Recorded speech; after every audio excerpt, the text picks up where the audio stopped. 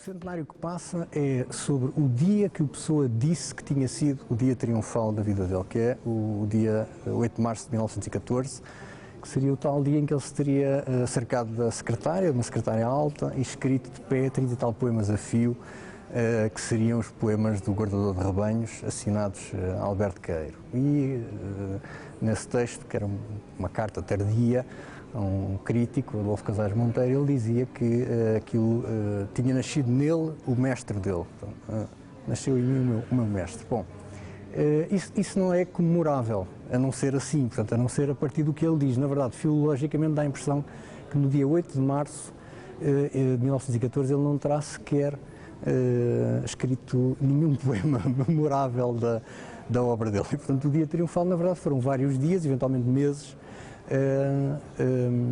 que deram basicamente origem ao fenómeno dos heterónimos. O fenómeno dos heterónimos é o que está em discussão neste colóquio, que é um colóquio organizado por um projeto de investigação chamado Estranhar Pessoa, cujo subtítulo é Um escrutínio das pretensões heteronímicas, e a ideia é precisamente analisar uma coisa que para nós se entranhou, que é a ideia de que os heterónimos são entidades poéticas quase naturais, evidentes, é voltar a questionar esse processo todo, o que é que isso significa do ponto de vista da autoria, do fenómeno da autoria literária e poética, que é o caso do Fernando Pessoa, quer na literatura portuguesa, quer na literatura universal, é bem dizer, mas pelo menos na literatura europeia ou ocidental. Não é?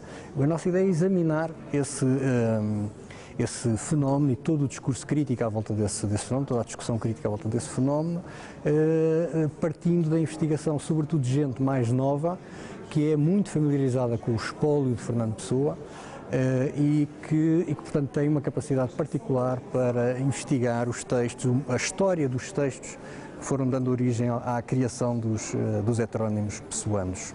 O assunto do texto é contar a história da resposta que a pessoa teve a uma frase ouvida.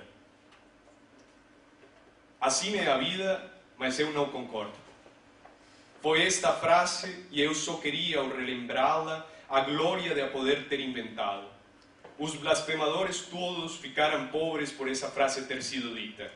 Ela é a expressão clássica e hierática daquilo de que eles são os românticos e os contorcionistas. Acordei com uma violência enorme e registrei a lápis súbito logo a frase dita para que não me esquecesse, pela sua mesma simplicidade. Assim é a vida, mas eu não concordo.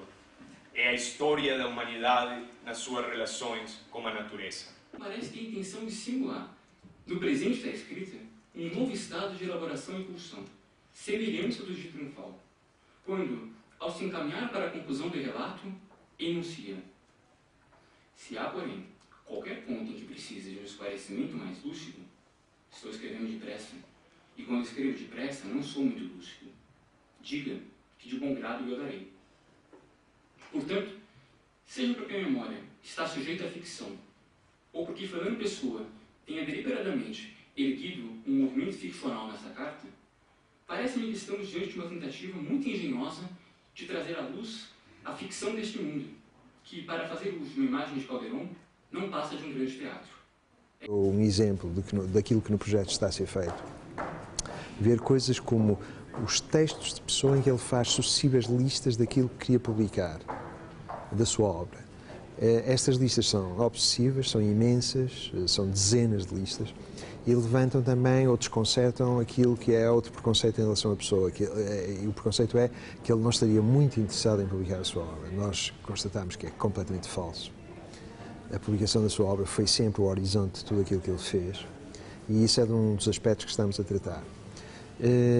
Outros aspectos que estamos a tratar é justamente a questão da chamada heteronímia, porque em relação a isso também as pessoas falam, ou de um ponto de vista clínico, ou de um ponto de vista de literatura dramática, mas essas soluções a nós não nos satisfazem. E estamos a tentar perceber exatamente em que é que consiste o surgimento destas figuras todas, o surgimento destas criaturas chamadas Alberto Queiro, Albert Campos, etc.